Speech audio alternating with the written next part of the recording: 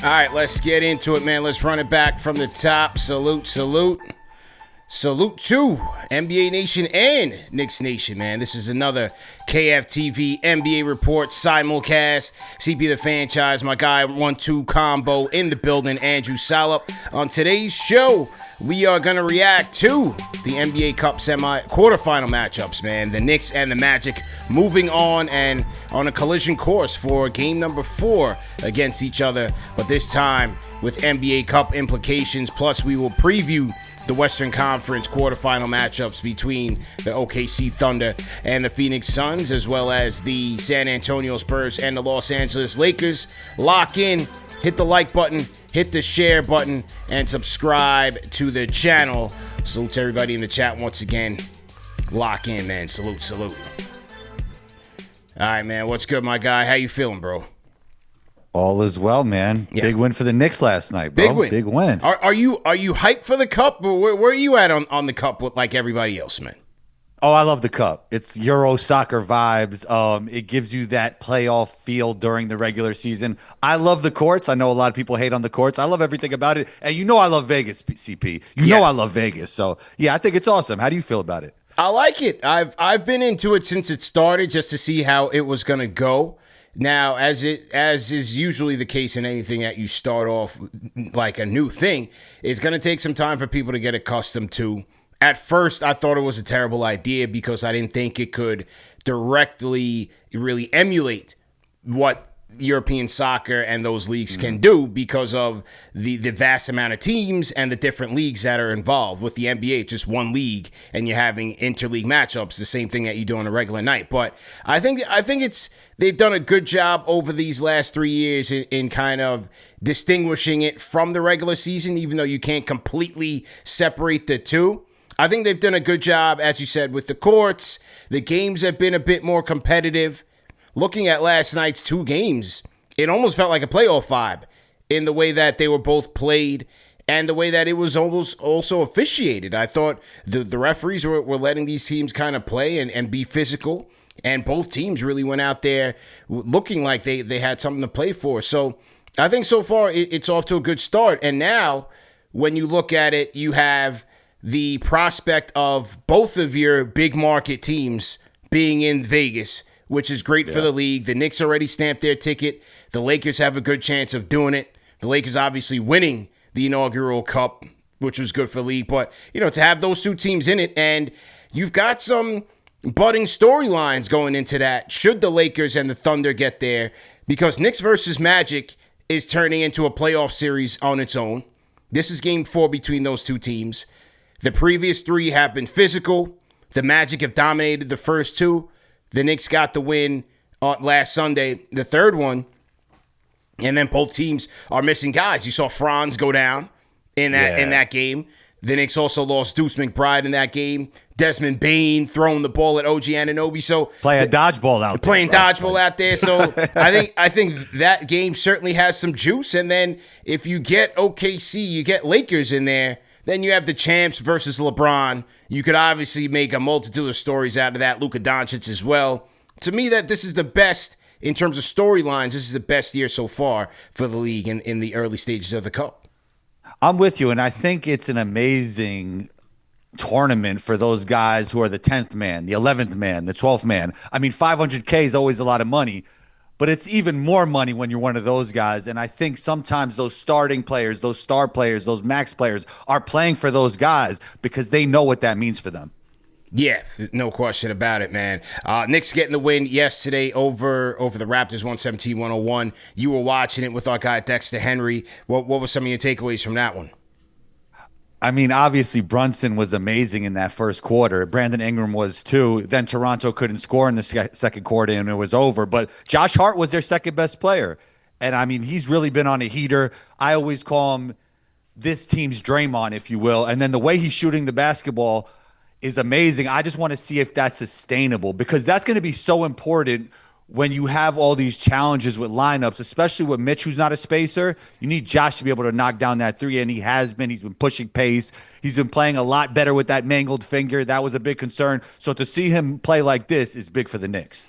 8 games for Josh Hart in the Knicks starting lineup. Since he's been put in the starting lineup, he's averaging 17 points per game, bro, on 45% shooting from three on 5 attempts. I mean, it's a healthy dosage of shots, no question about it. He's shooting the ball with extreme confidence right now. And then everything else about his game is what makes the Knicks go. It's his playmaking ability, his rebounding ability, his toughness. He still embodies that New York grit, that glue guy grit that every team needs. He still has that on this team where, look, they're a bit more finesse, right? Like, they don't have those dirty work lunch pail guys for the most part. So, Hart gives them those intangibles. But then, as I said, those 8 games he's been in the lineup, 17.6 points per game, 9.3 boards, 5 assists, 56% shooting from the field, 45 from 3, and 2 steals. What more can you ask for from a guy like that in your lineup? Do you think he could keep it up? Is that something the Knicks can rely on? Because we even seen back in Portland, he was shooting the ball great, then he doesn't shoot it well. Then he shoots it well, then he doesn't shoot it well. And just knowing what I know about shooting, like the energy transfer is kind of funky. It's like a weird looking shot. Is that a concern for you at all? Do you think he could keep this up? Clearly, that those numbers, high above 45, you got to expect some sort of regression to the mean. His confidence... He has a history of where his confidence does wane throughout the regular season, where sometimes he becomes gun shy.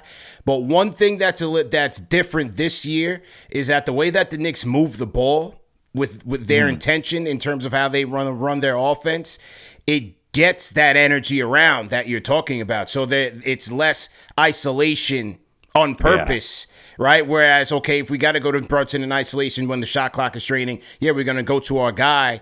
But the core concepts of that offense to spread the ball around, that benefits Josh Hart, especially when it's in the half court. So he's going to have the ball in his hands, and he's going to have to do something with it, whether it's make a play or shoot the ball. So I think just the sheer getting those additional touches will, keep him in a rhythm offensively. Now, some nights, obviously, you're not going to be hot every night, but at least... 100%. He'll be in the flow of offense if this Knicks offense can perform to its potential on any given night. Now, while that might regress to the mean, I think the Knicks need Cat to shoot it a little bit better to even that out over the course of time. I agree, and that's one of my keys for this matchup against the Orlando Magic is, Karl Anthony Towns. He missed the game in which the Knicks won, and you heard some of the chatter like, all right, were they better off without Towns, especially on the defensive side, because the defense was a lot better. But I do think offensively he's going to be important in this game, whereas in the history of this series, the three games, Jalen's going to get his offense, no problem, no doubt about it. Like he's going to get his 25 or northwards. I liked him and that Suggs matchup because they get to it, and Jalen has his advantages in that matchup. But should Orlando be able to slow him down, should it be an off shooting night, this is where Towns is going to have to emerge, because one thing that's been a constant in this series is that Orlando's been holding the Knicks to underneath their three-point attempts and average. Knicks are only averaging 32% from downtown from Orlando, because Orlando forces a lot of tough shots with the size and the wingspan that they have, and they close out on the three-point line. So they force you to take a lot of tough shots. So if Cap is misfiring, it's going to put a lot of downstream pressure on the rest of their guys, and look no further than Karl Anthony Towns. Now, as a Knicks fan, are you more fearful with the Magic led by Paulo or the Magic led by Franz? Because I always talked about how they have two Batmans. I kind of like Franz better than Paulo. What are your thoughts on that? I mean, it's Desmond Bane, right? It's Desmond Bane. There are 37 points against the Heat. And because Bane is a guy who, that's where I'm most worried about with this team. Is at the he could break the game wide open, right? And he's such a rhythm and volume, scorer, that when he gets it going and he gets heated up, like literally like NBA Jam style, it's tough. It can be very tough. At least with Paolo, I know that with the OG factor and even in the McCall factor, the Knicks have enough from their wings to slow him down. And I don't think he has that killer instinct yet to really dominate those guys. But with Bane, he can really win those matchups on the perimeter, because that would involve Orlando running, maybe it's Jalen Brunson through screens, or getting him out there on switches, or even running McCall through screens, running Jordan Clarkson through screens. Like those areas, especially without Miles McBride, leave the Knicks a little bit vulnerable. where Bane running and getting those shots, that can be dangerous for the Knicks in this game. So it's actually more so Bane that I'm concerned with than Paolo Banchero. Who do you think's better between those two, though, Paulo and Franz? I like Franz better. I mean, this year, Franz was giving the Knicks a business, man. You know what I mean? Yeah. Franz been giving the Knicks a business. I don't know with Paolo if is it an injury thing? Is it a mindset thing? I just he got work to do. He's got work to do in terms of playing team play basketball. He obviously has all the tools, just playing the right way. You know. I just don't feel like they've really felt his impact. You don't really feel his impact on even that Heat game I was watching last night, Magic versus Heat. You didn't really feel him in that game. Where Bane, it's like, oh my God, they open up the fourth quarter, 9 straight points with Desmond Bane. That was a turning point of the game. That was it took a 6-point Orlando lead to a 13-point Orlando lead. So like those type of ways that where a guy like that can impact the game. He's the emotional leader of the Magic. Those are things that I'm more so concerned with where Desmond Bane is concerned. And then, going back to Cat, like he's gonna draw Wendell Carter. Got Bictaze, Jonathan Isaac. So how he handles those matchups, is he going to let it fly from 3 a little bit more against the Magic? He only had 2 3-point attempts against the Raptors. And give him credit, he got busy inside. So I want to see how he plans to attack the Magic on Saturday night. Will he force the bigs to step out a little bit, open the paint up? Do the Knicks adjust by running some more offense through Towns in that pinch post area? When you draw the bigs away from the basket, that allows your cutters, your Harts, your Bridges, your Ananobis to cut to the basket. Also, I'm going to see how they stagger Brunson and Towns to see who on that second unit Towns is going to be running with, so he can have some advantages there. He's going to be important, but it starts with him and his discipline. He's got to be able to cut down on the silly fouls and be able to stay out there on the court so that he can be impactful for the team. Yeah, I mean, I think we would both agree that the offense will probably be okay. I just remember last game, Anthony Black getting a whole bunch of wide open threes. I don't know if that was the game plan or, they were betting on that or the defense just wasn't good. That's another key. That's another one of my keys to this game is going to be part of the battle of the benches, and Anthony Black is part of that. Yeah, in the 3 games against the Knicks, he's averaging 14 points, 5 rebounds, 3 assists. I think he's about 36% from 3. So he's been dangerous. This is off the bench. So he's been dangerous for the Magic, and especially when they're one man down with Franz, he uses that big frame. And the guys that have drawn that assignment on the Knicks on Anthony Black have been Brunson and Clarkson. 2 guys it felt like nobody was guarding him when I was watching. Yeah. Right. So you have no McBride. You have an Anthony Black who can shoot right over these guys and can move more agile than these guys can keep up, especially on the defensive side. He can break loose. So they've got to be able to keep him under contain. And so that's another key for me is going to be that battle of the bench. Without Deuce McBride, Clarkson, he dropped 12 points against the Raptors. I thought Clarkson had a better game, especially as the game wore on again in their win against the Raptors. But how he defends Black and can he help the Knicks scoring wise in the event, like I said, those numbers may come down. They only scored 106 points against the Magic in that Sunday win. It was a very defensive oriented game. So for Clarkson, he's going to have to get some shots up and also hold it down, get some timely stops on a guy like an Anthony Black. Do you think Jordan Clarkson could really emerge at some point? Because I always looked at him as an X factor for this team. They needed that scoring off the bench when the season started. Do you think it's just a slow start for him, or do you think this is who he is? It's hard to tell, man, at 33 years old. Clarkson he's an erratic player. He's another guy. He can get into a hot streak and then go into a cold streak. But he coming into this week. He was ice cold last week. But I thought his overall floor game against the Raptors was good. It was really more inside. He didn't settle. When he settles for like those high volume chucks, it's not a good night for him. But for him to attack the basket is really where he needs to operate, because number one, it's going to allow him to get into a rhythm where then he can get those 3-point shots in rhythm as well. But also the Knicks just need that, especially against a team like Orlando. You've got to get those paint touches, those driving sprays that Mike Brown wants, so that hopefully it'll allow you to generate some easy looks, some corner threes where Orlando is susceptible. But, he's a guy that can put that pressure on the rim. He does do that well, and he's been scoring at the rim fairly well. So I think that's where he should be operating right now, getting to the free throw line make your free throws because he's been bricking them. But then, go inside out and he'll get back into a rhythm for sure. He'll definitely get back into a rhythm. The corner threes have been important. It's kind of crazy that Mikal is shooting better from three than Brunson and Cat right now, right? Yeah. And, Mikal's a guy, like, he just gets into his offense effortlessly. And he's a guy, he's just a low usage, low demand, but high efficiency guy. That's who he's been all year. And they're going to need that again from him on Saturday against the Magic because, as I said, it's going to start with guarding Bane and guarding Paolo. And really clogging things up for both of these guys, clogging up their passing lanes. You're going to have to help a little bit. You help off of Wendell Carter. Take a chance. Yes, he can shoot that three-pointer. He can hurt you, but you're going to have to give something up there because on some ends, they may have De Silva out there. They may have Suggs. They may have Bane, guys who can get you some three-point looks. So they're going to have to take a chance. Most definitely. Yeah. I mean, these are two of the teams that could win the East, so it should be interesting for sure. Yeah. And one thing about Orlando that is much improved from last year that doesn't get talked about enough, where it makes them a tough team. They don't turn the ball over all that much.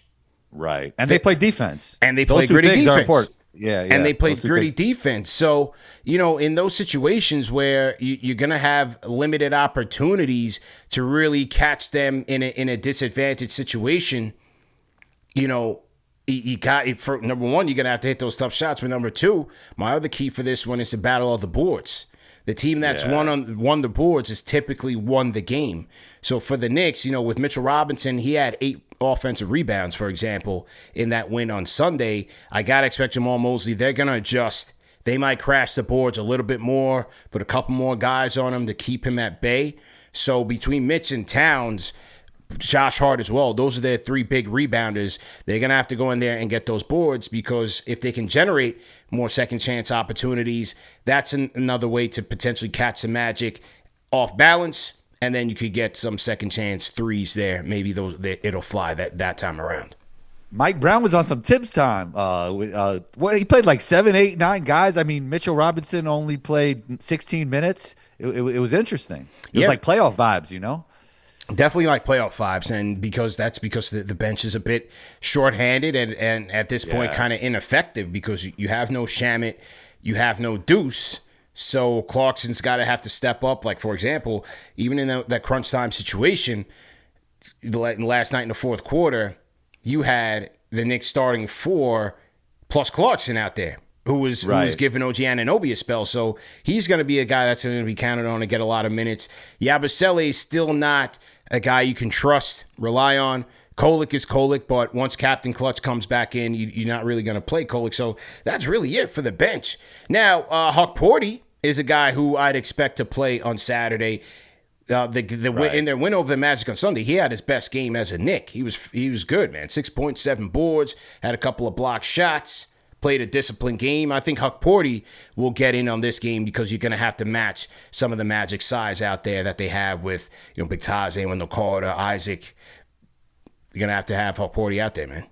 Yeah, for sure. I mean, and when Cat's your best player, you need defensive-minded bigs to sub in for him to play with him. So, yeah, for sure. It's a key for the Knicks. Yeah, definitely. So, definitely going to be looking forward to that one, man. Ariel Huck Porty, Huckamania didn't even play in the Raptors game. So, kind of just shows you how Mike Brown wants to match up.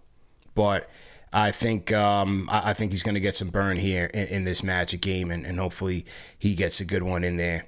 I'm trying to think what else. I mean, I have checking Paolo and Franz for sure. They're going to have to hit tough shots. The cat factor, the bench, and the rebounding. Those are really my 5 keys, man. Those are really my 5 keys.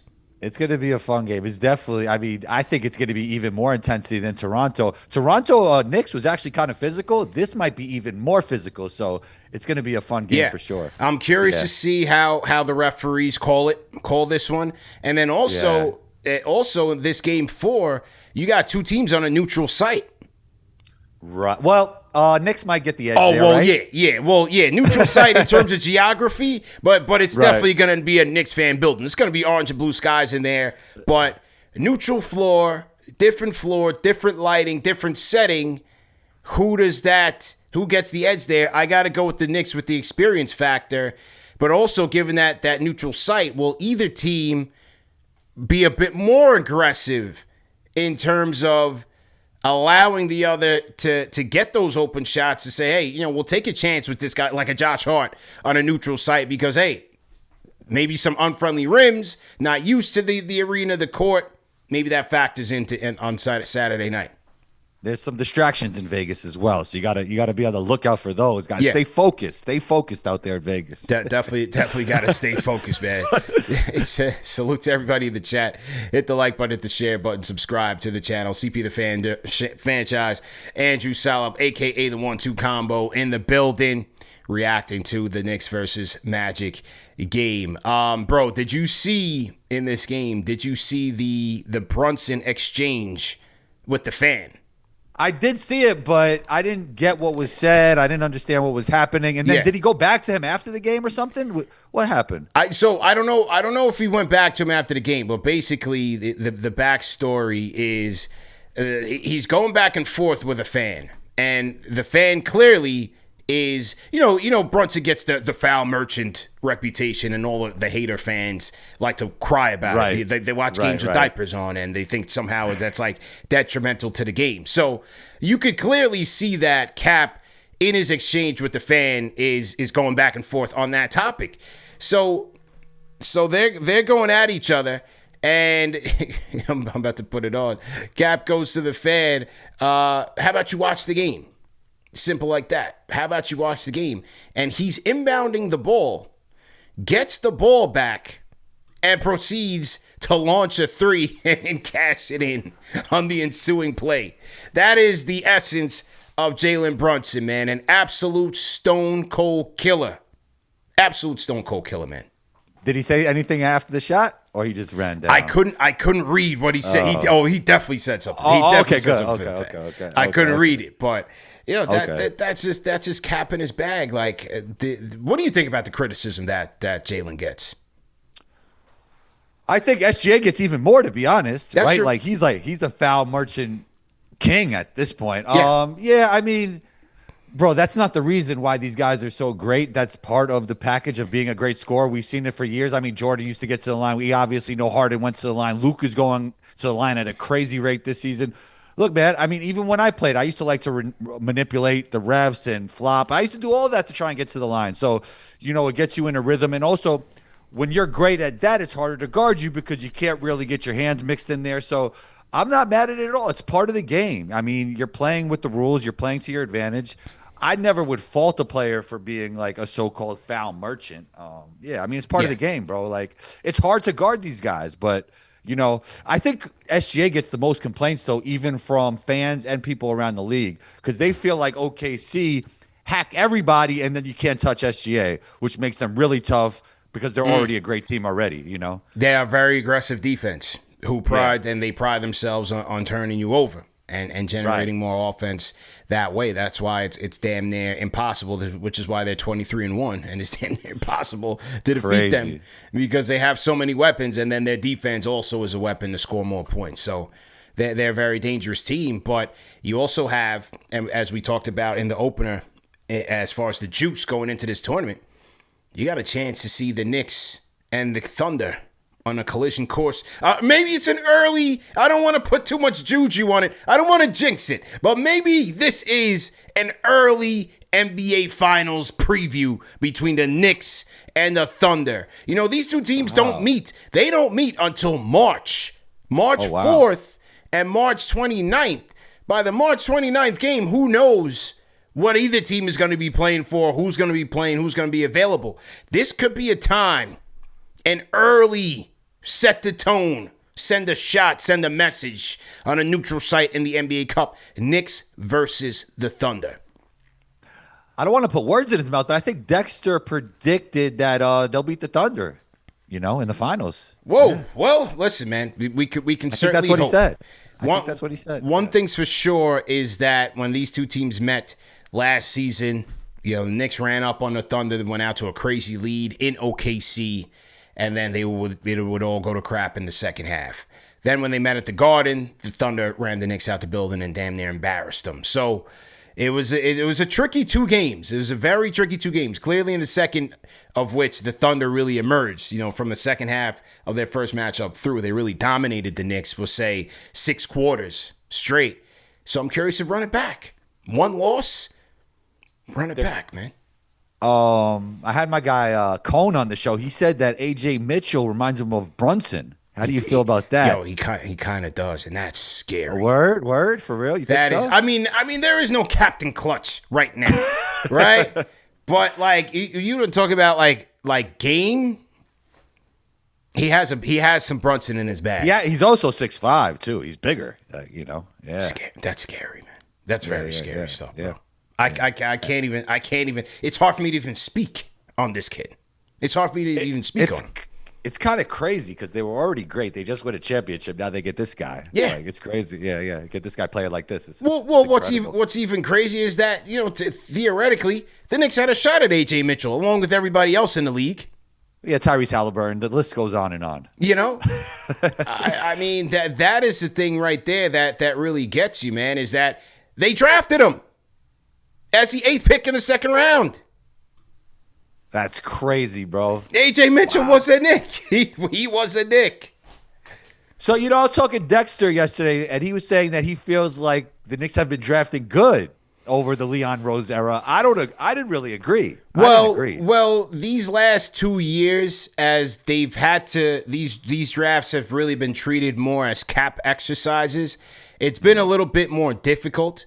However, as you get closer to that second apron, it requires you to hit even on these second round picks because your depth is that much more critical, especially when you don't have a lot of top end cash to get, say, the mid-level free agents or the upper echelon. So you got to hit even in the second round, which is not easy. It's really not easy. Yes, in the early years of Leon's tenure, he did hit.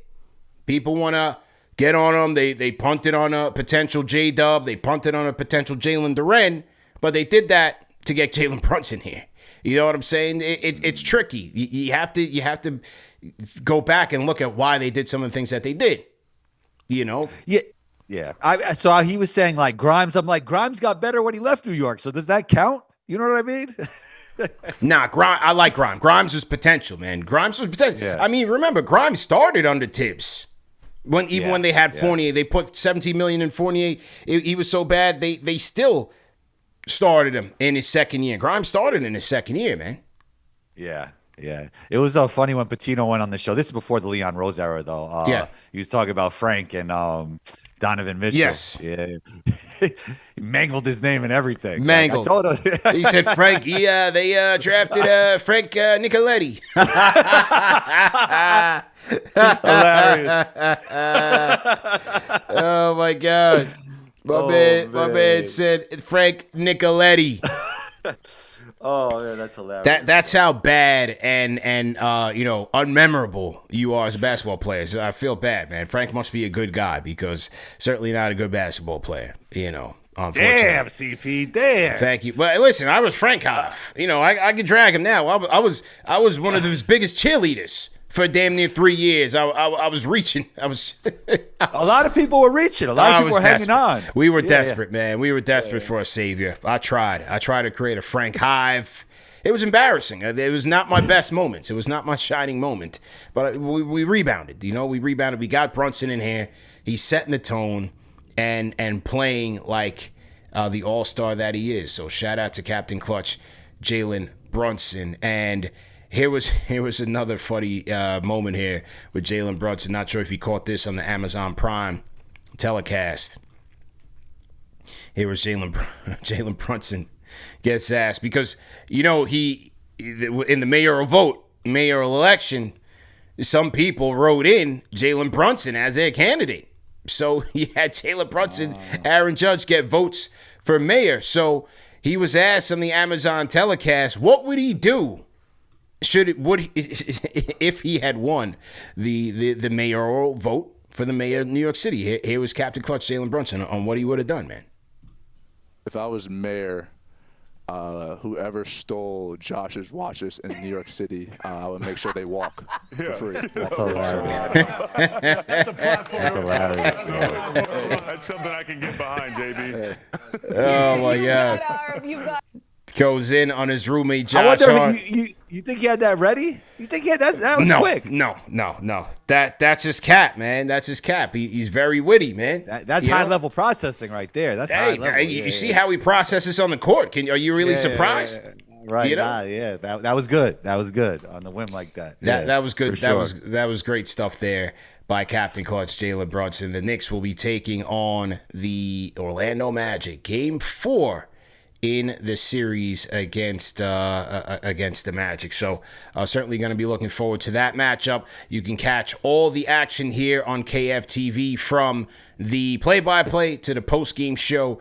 You already know that KFTV is the place to be to tap in and watch it. Salute to all of our franchise channel members and salute to everybody watching on the NBA Report. This is an NBA Report Knicks Fan TV simulcast, and today's show is sponsored by DraftKings. We're only a few weeks in, and the NBA season is already wild. Stars are going off, rookies are making noise, and the action doesn't stop. DraftKings Sportsbook, an official sports betting partner of the NBA, is where you can get in on all of it. Missouri listeners, listen up, because DraftKings Sportsbook is now live in the Show Me state. And new customers bet just $5 and get $200 if your bet wins, paid in bonus bets. Download the DraftKings Sportsbook app and use promo code KFTV. That's KFTV. Bet $5 and get $200 in bonus bets if your bet wins. If you have a gambling problem, call 1-800-GAMBLER. In New York, call 877-8-HOPE-NY or text HOPE-NY. In Connecticut, help is available for problem gambling. Call 888-789-7777 or visit ccpg.org. Please play responsibly on behalf of Boot Hill Casino and Resort. Pass-through or per-wager tax may apply in Illinois. 21 plus age and eligibility varies by jurisdiction. Void in Ontario. Restrictions apply, and your bet must win to receive the bonus bets, which expire in 7 days. Minimum odds required. Additional terms at dkng.co/audio. And remember, this is a limited time offer. All right, man. So, Knicks and Magic, collision course, Saturday, 5:30 is going down. Looking forward to that one. Talk about tonight. Tonight we have OKC and the Phoenix Suns tipping off. Pause. What do you think? What do you think, man? I mean, the Suns have been better with Dylan Brooks this season than they have been with KD, which is kind of interesting. It feels like this has been good for both sides. But I mean, OKC's not going to lose. I don't see them losing. How do you feel about it? Yeah, I don't see it. I'm looking up if Book is playing. Let's see. He was questionable with a groin. Okay, yeah. I mean, this is tough, and they're looking to win. I mean, OKC's gonna be locked in, bro. They're locked in during the regular season. Imagine this game. Yeah. And they don't take plays off, bro. Like, everybody plays defense. Everybody plays hard. Even guys that weren't known to be defenders like Isaiah Joe, he's playing hard every single play, and forget about it with the other guys like Caruso and Dort. They're just tough defensively. And then you got SGA, man. I mean, what could you say? They've got without Book, I don't see them having much of a shot here. But hey, anything is possible in the NBA. How about this stat on Book? I was just looking at this graphic. This is from All NBA, the podcast, and it was a chart about dealing with double teams. You know, Devin Booker is double teamed the most in the NBA outside of Giannis. You know what's interesting? Remember that viral clip when I feel like this was some way too when he was playing pickup? And he was like, "Why you doubling me, bro?" Like he was like, "Don't double me. I'm trying to get in my bag." Yeah. It reminded me of that. That's crazy. Yeah. Kind of interesting, man. Interesting stat that he's doubled more than anybody in the league, man. Doubled at 21%, and the top 10 is Giannis. It's Luka, Book, probably right. Jeremy, Luka. No, this is 10 players who have been doubled on the highest percentage of their touches this season, along with the percent of the time the various outcomes occur when they're doubled. So it's Giannis, Devin Booker, Jeremy Grant, Ann Edwards, Denny Avdia, Cat, Karl Anthony Towns, SGA, Jaylen Brown, Cade, and Alperen Sengun. Jeremy Grant's a random on that, Yeah. right? I mean, Yeah. that's random. I guess like when you don't have a great team, it's easier to double you. Exactly. Yeah. Portland's got Denny and Jeremy Grant on there. They're just not even guarding somebody. They're not even guarding one dude. Yeah. Yeah. Absolutely unreal. So, we'll see. Obviously, without Book, it's going to be an uphill battle for the Phoenix Suns. They're already going to be without Devin Green in this one, so they're gonna have to figure out a way to turn Dylan the Villain into Michael Jordan and keep this thing defensively. They're going to have to play like the bad boy Pistons and keep this thing in the 90s, low 100s, muddy it up a little bit, longer possessions, milk the clock as long as you can. Get your extra possessions, limit turnovers, and hope that Shea has an off night, You think they break the record? Yeah. Really? Yeah. Wow. Yeah. That's crazy. It's looking like it. And do you think they repeat? I know you don't want them to repeat. Do you think they do repeat? If the Knicks don't get there, yeah. That's what I'll say. That's the best answer I can give you. We got Knicks fans watching. I gotta be able to do a show tomorrow. Then, if the Knicks don't get there, they will repeat. Okay. So if the Knicks get there, you predict them to beat OKC in a 7-game series? To be honest, I'll go back a step. I'm never counting the Joker out until he's out. Too good. That's true too. He's too good. I want to see these two teams on a collision course again. I'm not going to count Denver out. Playoff Murray definitely swings the series in the Denver favor. I think he can, depending on what type of series he comes out with. But Jokic, can't count him out. Lakers, no chance, right? No. Yeah. Because I think that LeBron thing it's just a story. But in the end, I don't think he holds up. And I think this is the year where Father Time starts to clip his wings a little bit, where it's just like, all right. With that said, we've been saying that for years. I know, but it's gotta be, right? Nobody lasts for no good thing lasts forever. It's gotta be soon. Yeah, I mean, if the jump shot's not working, I think that's when things get rough. And then he's been like kind of struggling with teams with length a little bit. So yeah, man, I think you're onto something. It might be. I don't know what you think. One more year after this, maybe. Probably. One more. I did get my tickets to the Knicks Lakers just in case this was the year. I paid a grip. Usually in a section that I'm usually not in, but it is what it is. Right. Maybe I'll flip them. I don't know. I'll most likely go. I've gone the last couple of years just to see LeBron. I'm not a LeBron hater like everybody else, bro. I only hated him when he was on the Miami Heat because of obvious reasons. You look behind me. Better than Michael Jordan? Is he better than Jordan? No, not a chance in hell. Ain't no way. But I think he's gone severely underappreciated in this league as a standard bearer, a torch carrier. 100%. The 2 decades of greatness, the fact that he only broke the streak of 10 points or more only recently, last week. You know what's interesting about LeBron is that like the Steph fans, the Kobe fans, the Michael Jordan fans are such more obsessed, rabid fans than the LeBron fans. Like his fan base don't really like. I don't know. He doesn't have like that like obsessed fan base like those 3 guys. It's just different. No, I'm not one of those sworn LeBron haters that puts everything he does under a microscope and complains about it. No, because I think once he's gone, the league is going to struggle to figure out who's going to be the next face of the league, and that won't be an easy thing. Sure, it might be a mix of people. Maybe it's Wemby if he stays healthy enough. He's not healthy, right? We're going to see these 2 teams tonight. Guess who's not playing? Victor Wembanyama. So all the hype that went into him this year. If the Knicks win, could it be Brunson, face of the league? Cap can do it. Cap can do it. He's starting to come out and be a bit more You know, Podcast is good for you, bro. Podcast is good for the your soul. podcasting is good for him. You could see how his brand has elevated over the last since he's been in New York. His brand has elevated 10%. I think he only had like 200K, 250K on Instagram when he first got here. You know. Yeah, his charisma has shot up there. His brand deals. Cap can do it. If he wins a ring in New York, he's the king of the league. He's king of the league. He's definitely the king of New York. King of New York, king of the league. if he does the improbable and breaks a 50+ year curse, but what more can you say? All that it's tough. It's tough, it's over. Bro. It's tough though, bro. Defensively with the Knicks, That's the thing. It's very tough, hard, man. It's very hard.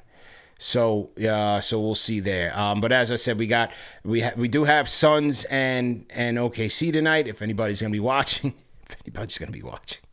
we'll hope that the Suns don't get blown out by 40, and hopefully they have a good defensive game plan for Shea.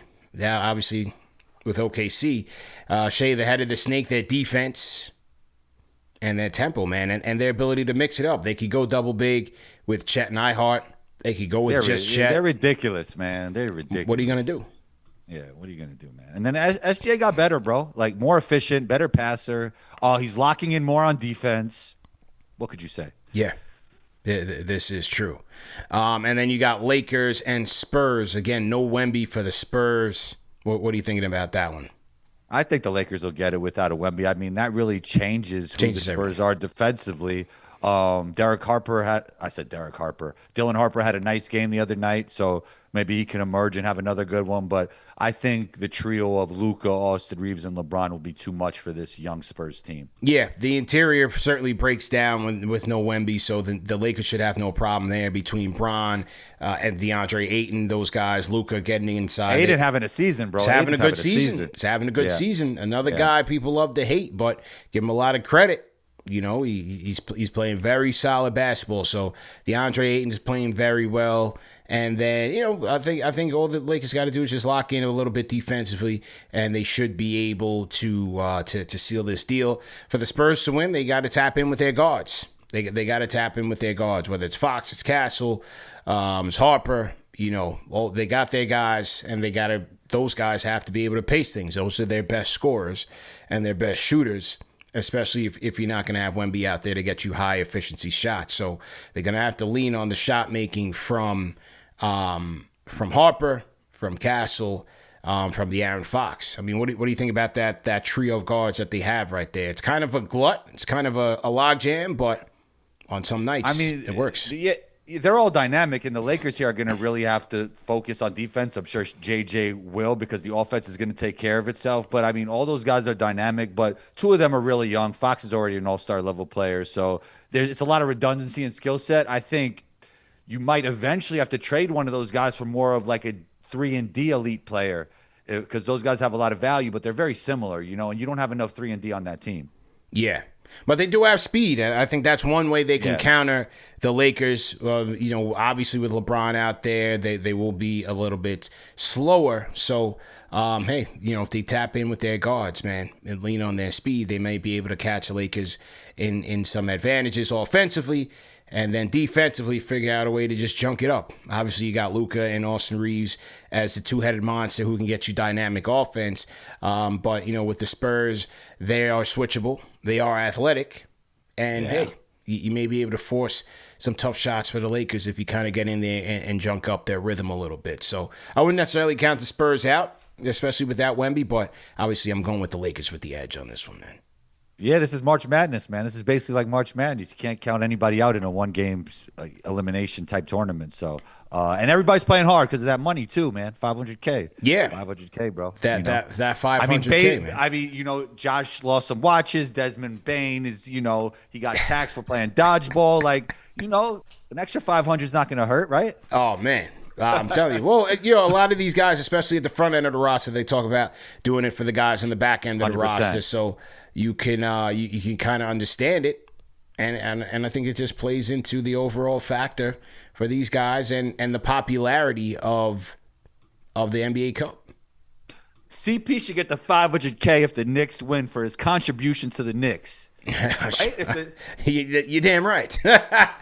Just send me 100 because I'm the one who said it. All right, just send me $100. All right? You're damn right. You're damn right, man.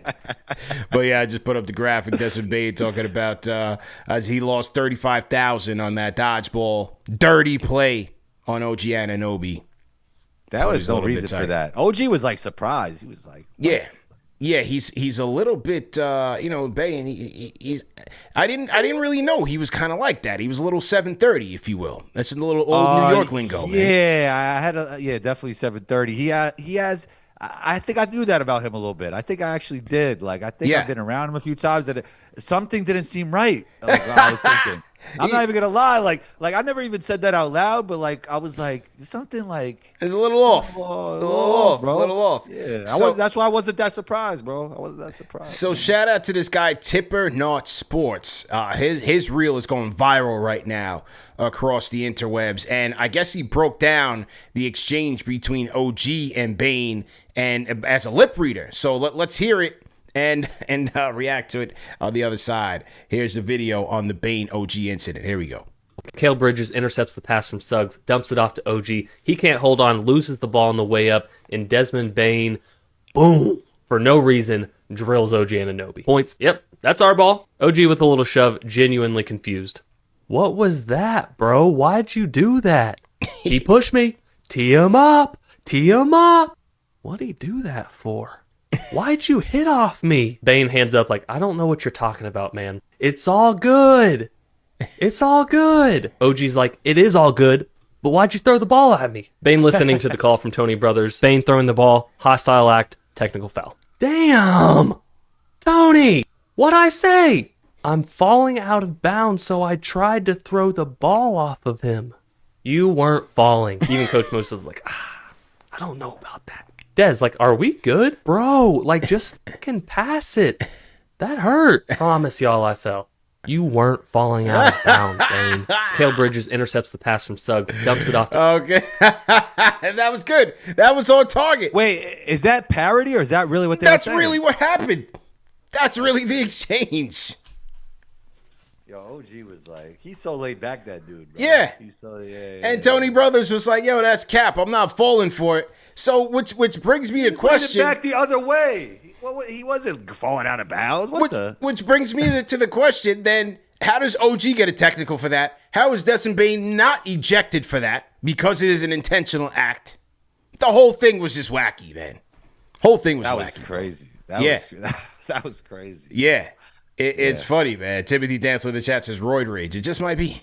It just might be. He got the short arms, but he kind of got some. Maybe he's onto something. Yeah, he's a little bit he's a little screwy, man. Yeah, he's a little Napoleon. Maybe that's exactly what it is. Maybe we're getting into the psychology today. Yeah. Maybe it is exactly that, the Napoleon complex. Very interesting stuff. Compensating for the short arms. For the short arms. Very interesting stuff there from Desmond Bane, who has, hey, listen, give him credit. They started out the gate slow. He started out the gate slow, but when you think about this Orlando Magic team, he's kind of giving them their edge a little bit. Like 100%. They've always been a gritty team, but I felt like they've gotten their edge more so from Jamal Mosley and Suggs, so to speak. Yeah. And other guys kind of get it gritty, like Vitaze and Jonathan Knight. Like, those guys are tough, but in terms of like that mental, like emotional, the Dillon Brooks factor. There you go. Yeah. There you go. So Suggs does kind of give him that. He give him a little bit of credit for that, but not too Xavier much. McDaniels vibes like that. Is that crazy or no? Oh no, X-Man. X-Man was literally putting hands and feet on you. That was a different era. You know what I mean? Okay. So that's like what, Dillon Brooks times 10? Yeah. Okay. Now X-Man was absolutely putting hands on feet on guys. That was just he wasn't even talking that much, right? He was just action. X-Man was about that action, boss. X-Man was about that action. He's from South Carolina. He don't play like that.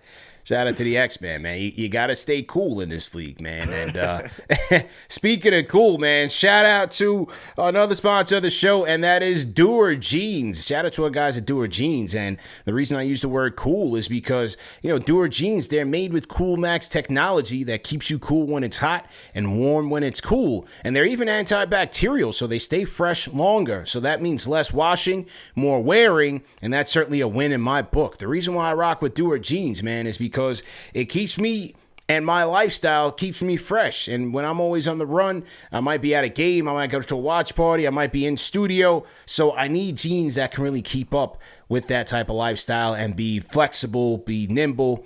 And that's what Doer Jeans are, man. It's a perfect combo. Style like jeans, comfort like joggers. You look sharp, you feel good, and you're ready to take on whatever the day throws at you. So do yourself a favor. Go to shopdoer.com/KFTV right now and get 15% off your first order. That's shopdoer.com/KFTV.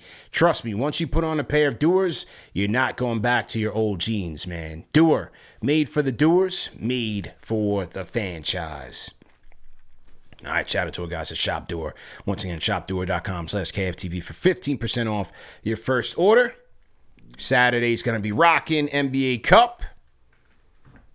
Let's go, man. Do you think the Knicks are going to win it, bro? Oh, that's tough.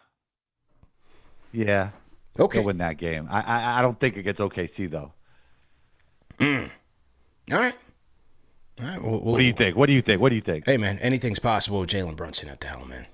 The Knicks are never out of it with Captain Clutch at the helm. One game, single game. Never know. One game, single game. And look, I like the way that this team at its peak, I still think they're fine. Amidst all the Giannis talk and all of that, I just don't think it's necessary right now to even think about breaking this Knicks team up. Like, Brunson is playing at a superstar level. Towns can still get it cracking for you. They're getting balanced offense and defense across the board. When you talk about Bridges, you talk about OG, you talk about Josh Hart playing incredible basketball right now. They're getting you second chance opportunities with Mitchell Robinson's rebounding ability. So, they're getting the three-pointers up. They're getting the three-point volume up. And then on the other side, their wings are getting you quality stops. I think the Knicks are in a good spot. But only because of this. There's too many people still playing fantasy basketball with the Giannis trade and not factoring in how much the loss of depth for the Knicks does not. If you're going to take away depth in a Giannis trade, you're also taking away your chances of winning a championship legitimately. He can't cover everybody, bro.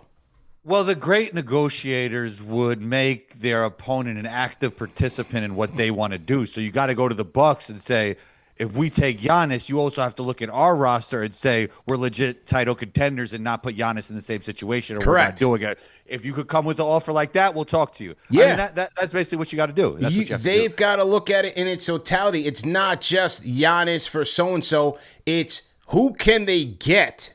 And I'm talking about the smaller pieces to round out the bench and maybe even a starter to legitimately be called a contender, because you're going to have to pair off two guys at least to get this done.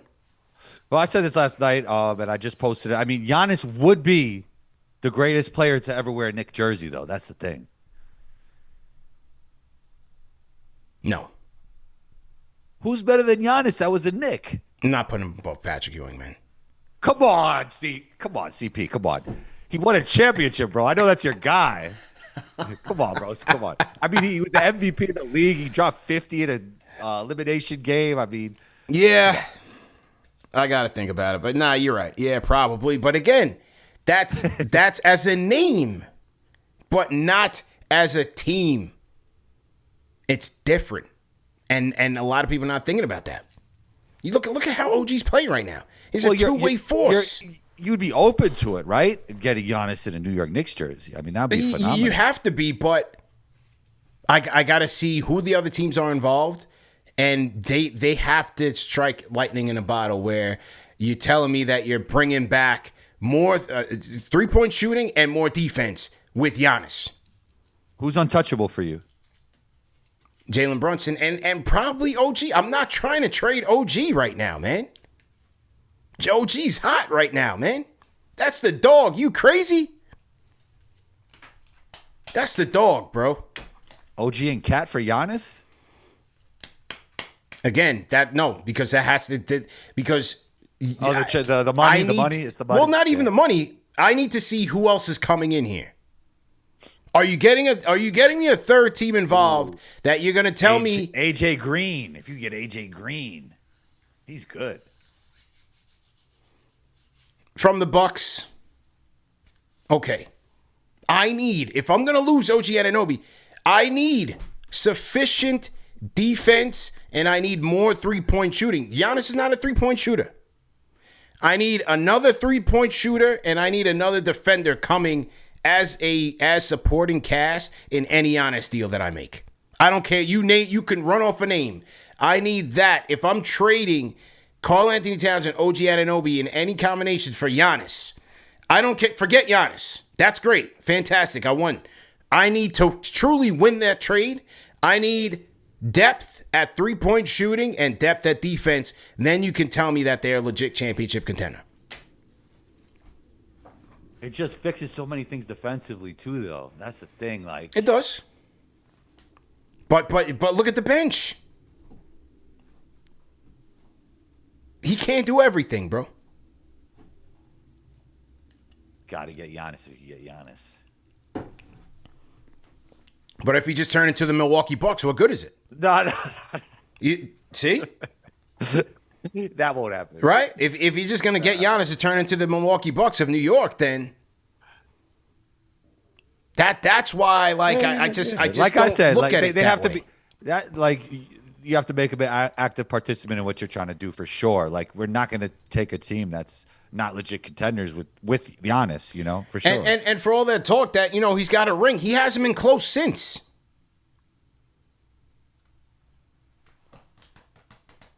It's tough to win a ring, though. It's tough to win one. It is, because you need a good team with depth. They showed it last year when Indiana smoked them. Indiana smoked everybody. Are you confident that when Cat and Brunson are your two best players, you could get there defensively? No. That's my thing. Like that's No. another thing another thing you have to take into consideration. Yes. However, I'll say this. I'm confident that Mike Brown can stagger them enough to find the suitable rotations in critical fourth quarter minutes and be able to manage the clock where in crunch time, when Cap is getting his buckets, because he will, I can get Mitch and Deuce in there. I can get them out. I can patchwork my way defensively to get quality stops in crunch time. You're right. It's the coach would have to do a crazy genius job. That's my thing. Like it's a reach though, but I think you're right. Like I was always wondering, like, what if Spo coaches team? What would he do? What would Popovich do? What would these guys? It's like because there's a lot of like conundrums and difficulties with the roster. There's flaws and there's a lot of great role players, by the way. Like these guys are great. Like OG's great. Mitch is even great on defense. Josh has been great. Mikal, but it's like the tough part of it with some of the shooting stuff with Josh and Mitch. And then the biggest thing is the defense with Cat and Brunson. I mean, it's a lot of like problems to solve. You have to be you almost have to do a perfect job as a coach. You have to. It's very really difficult. It's very difficult. So we'll see. It's going to be interesting to think about, but I think that their chances. I think the chances are better with this team right now. Well, we don't know We don't know what it would be. I get you. Yeah, I get you. We don't know. Do you think he gets traded? Yes. Oh yeah. Is he really injured? What do you think? Now you're hearing the team meeting stuff. It's getting smoky out there. It's getting very smoky out there. And then you start hearing the fake stuff. Like, they even did it with Randall in New York. Yeah, everything's fine. Like, he's talking to his teammates to ignore everything. Like, come on, man. They're just trying to, get more leverage. They're trying to. But, I mean, they are smart people over there, so I don't know what's going to happen. But he's not going to be there the whole season. I don't think so. What do you think? I don't think so. And the other thing is, what if he goes to Miami? That's the thing you got to think about. It's Tough. And then Spo is coaching Giannis. We just talked about Spo figuring out Spo stuff. and Giannis would be nasty. Would they have enough? I've always looked at the Spurs. I'm always looking at the Spurs. But I mean, Spurs would be better for the Knicks than him going to the Heat. I'll tell you that. I think it really depends on is it truly Knicks and nothing for him? Does he have like a maybe I'd rock with this team if I see what's up type of deal? Does he have a list? Does he have a top 3? I know you don't want to be there, and I've been hearing that since the summer. I mean, that he don't want to be there. You know. Yeah. It's all tricky, and it feels like it got worse recently. That's what it feels like. Yeah, he's really out, but I guess part of him doesn't want to demand it. Yeah. You know, I don't know. I'm honestly like he can go to Miami, bro. I'm not worried about them. I'm really no, I'm not worried about them, bro. I mean that offense, they just get everybody downhill. I mean, Giannis in that offense. Yeah, I mean Giannis in that offense would be ridiculous. I'm with you 100%. Clearly, they would have to give stuff up. You're probably talking about. I mean, I love Jaime Hawkins. I love Jaime Hawkins. Yeah, he's been on the show. You're probably talking Jaime, Khalil. Yeah, I mean, but that's different if Giannis is now doing what they're asking Jaime to do. Yeah, I know Jaime's coming off the bench, but Jaime's getting a lot of downhill opportunities, which is like why he's playing so great. You know, you get Giannis at a lot of those. Jeez. Will Rose in the chat says Miami's giving up Hero if they. 100%. Miami giving Tyler Hero if they take that over Cat. If they take that over Cat. Oh, Hero's gone in that trade. You think Hero's gone in a Giannis trade? So then who you really afraid of on that Miami team if they do that? What do you think? A Giannis Norman Powell ticket is winning you a championship? Well, and Bam? I think Hero doesn't really fit the Heat's philosophies defensively, even though he's been an all-star for them in the past. I don't think he truly fits that culture in a lot of ways. And then the offense they went to kind of goes away from what he does great. Like, yeah, he's talented, so he could play in that offense, but he's a pick and roll guy. They're not going pick and roll. You know that's what I right. mean? That's right. Yeah, so it's interesting. Yeah, it's interesting where this thing ends up, but you think he stays the whole season with the Bucks?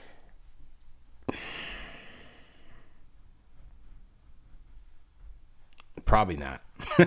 Probably not.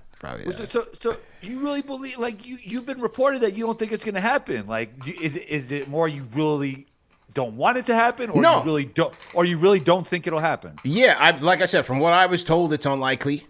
From what I was told is that the Knicks are not talking to the Bucks now. Clearly, if John Horst called Leon and said, "Hey, we're ready. Here's what we want to do," then the ball's in Leon's court. But from what I know, that the Knicks are not chasing it. They're not chasing it. So, you know, could he? I still think he does, but I just think it's going to be a sleeper team. It's going to be a sleeper team that nobody's thinking about. A team that says, okay, you know what? We'll put a couple pieces in here as a rental because it's really a 1.5 year rental. Hope maybe we do a Kawhi and Kawhi Raptors, you win a championship, and you're like, all right, it paid off. You can do whatever you want after this. Do you think that a team would want Giannis if Giannis don't want to be there? That's the other thing too, you know. If you have the balls to do it, like Masai Ujiri did, where you say, hey, he gave up a homegrown. I'm just saying, CP's trying to get Giannis to go everywhere but New York. Do not break up the Knicks. Do not break up the Knicks for Giannis. Don't do it, man. This guy's going with I like the locker room chemistry. We got the guys, they're getting the Tims and everything after the game. You got the roommates are clicking. McCall's killing. McCall and OG are playing like all-stars, man. Don't break up the Knicks. The Tims thing, is that cool or is that corny? What is that? For them, I love it. I love it for them, man. I like it. I like to see we you know, it's something we talk about on post game, like who's getting the Tims tonight. They're not wearing it, you know. I like it for the locker room chemistry, man. I like it, man. Okay. Yeah. The Tims thing on the internet's a little crazy when it comes to New York, though. Like they overdo it. I haven't rocked a pair of butters since. I got 2 in my car. I hardly wear them. Maybe high school. They cooked me when I went on your show, and they were laced up. They were laced. Yeah, you were choking them. The damn things were dying for fresh air. Now, you know I'm Jamaican, man, so I transitioned to Clarks. I rock my desert boots. I traded in the Butters a long time ago for the desert boots. Much more versatile. I could throw it on with a sweater, a button up. You know what I mean? Go to the corporate function, go to the happy hour. Tims are heavy, bro. Tims are heavy, man. I don't got time for that, man. I'm tired. I'm tired most days. You know? Sure. I just got a pair of New Balance. They're so comfy. Okay. That's what you start thinking. That's what you start thinking about when you get older, bro. Like, Yeah. Comfort. Yeah. I'm in my Clarks, man. Straight desert boots is good for me, man. Light, versatile, fresh. They're nice. You know, quality. That's one thing with the Clarks. They're very quality. The desert boots. And even with especially the dark brown ones, they look better the more you scuff them up. And it's hard to do. It's hard to even get them to a point where just yo, you need new shoes. You don't really get that with the Clarks. The suede ones, yeah, they'll get dirty fast. But the other ones, the dark brown Clarks, man, you good with those desert boots, man. You good with those for years. Yo, the trends changed. It was cool on TikTok a year ago to have some beat up forces. You got to beat up your forces. Yeah, that was crazy. That was so different than the way we grew up. Right? Yeah. I'm still on that, bro. If I get your forces got to be fresh. Fresh. Okay, I cannot. Okay. You know what I mean? I'm still like that today, man. Even if I go on vacation with my forces, come back, I'm cleaning them joints right up quickly. Yeah. You only get if you don't clean them, you only get 10 wears. Yeah, you cooked. 8 wears. You cooked. You cooked. So yeah, man. Yeah, the style and the fashion trends certainly change, and it's all interesting stuff, and all good fun, and good show, man. The show is definitely fun, man. Great show. Let the people know where they can find you, what you're working on, man. Combos Court, wherever you listen to podcasts. What I forgot to tell you last time, we're on the Your Welcome Network YouTube channel. Combos Court's on there. Cameron's network. So I gotta nice. Get you. Yeah, I gotta get you on an episode of that. Yeah. We're there. Combos Court, wherever you listen to pods. 1-2 Combo on Instagram. And yeah, man, you can catch me on the NBA Report at Knicks Fan TV too, man. Yeah, yes, sir. There you go, man. Great show. Salute to everybody in the chat. Once again, hit the like button, hit the share button, subscribe to the channel. Make sure if you guys are on the NBA side, NBA Report, if you're on the Knicks Fan TV side, go over to the NBA Report and make sure you guys are subscribing to that channel as well. We're going to keep building that one out as we approach 100,000 subscribers here on Knicks Fan TV. So I'm going to throw the link in the chat right now to the NBA Report. Make sure you guys are heading over there and subscribing. Great show. Tap in. And there that is. For the Knicks Fan TV side, we'll do a Knicks versus Magic preview most likely tomorrow, so stay tuned for that. I'll probably do another live. I got to catch up on Worst Take tomorrow as well, so maybe we'll do another lunchtime live tomorrow. But until then, have a good night, everybody. Great show. Peace. Oh, hang on. Oh, Quentin, my fault. We in overtime. Hang on, I got to get to Quentin's super chat. For some reason, I missed it, man. Quentin, thanks for the reminder, man. We got to shout out the super chats that are in here. Shout out to Quentin. He says, do you think Cat is hearing the trade talk? Has it affected his play at all? Nah, man. Look, man, I think the Cat's a professional. We had Ian Begley on the show already. I mean, listen, these Giannis rumors have been percolating since last summer. These guys know what it is. I don't necessarily think it's impacting their play. You know, it's a tough business, man. At any time, your number could get called. So I don't think so. What do you think, bro? Nah, I don't think that's what it is with Cat. Yeah, I mean, he's played great for the Knicks in the past with these same rumors. I know it's heating up a little more now, but yeah, he'll be fine. Cat will be fine. I mean, he hasn't been. I think he needs to shoot it better, to be honest. But I don't think that has anything to do with Giannis. You know, that'll probably get regressed back to where he's supposed to be. Sorry, progress. Yeah, I don't think so, man. I think the big bodega will be fine and just keep tapping in. But shout out to Quentin Gilliam with the love, man. Shout out to you for the Super Chat franchise channel member as well. All right, guys, we'll see you guys Thursday.